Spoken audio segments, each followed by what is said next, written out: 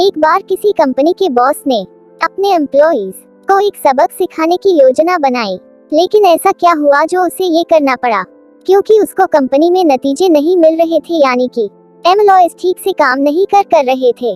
कुल मिला के उसको नुकसान हो रहा था।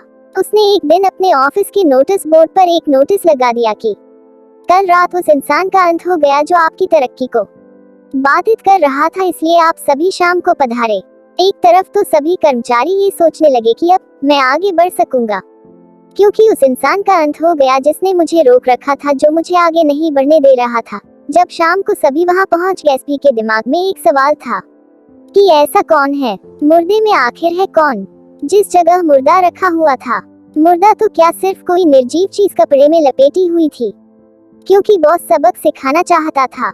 जब एक एक करके लोग उससे मिलने के लिए गए तो वहाँ एक कांच लगा हुआ था, बड़ा सा, जिस पर लिखा हुआ था, वह सिर्फ आप है जो आपकी तरक्की को रोक रहे हैं। धीरे धीरे सभी अंदर होकर आए और सब सारी बात समझ गए थे।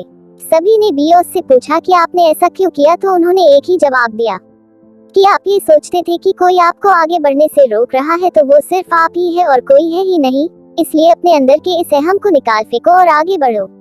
दुनिया की कोई भी ताकत आपको आगे बढ़ने से नहीं रोक सकती, अगर आप खुद हार ना मानो तो। नकारात्मक सोच की वजह से हम दूसरों पे शक करते हैं, जबकि हमें यह नहीं पता होता कि जड़ हम खुद हैं। अगर आप खुद पे विश्वास रखते हैं तो आप जरूर आगे बढ़ सकते हैं। कोई ताकत आपको नहीं रोक सकती। आशा करता हूँ आपको यह कहानी अच्छी लगी होगी। धन्यवाद।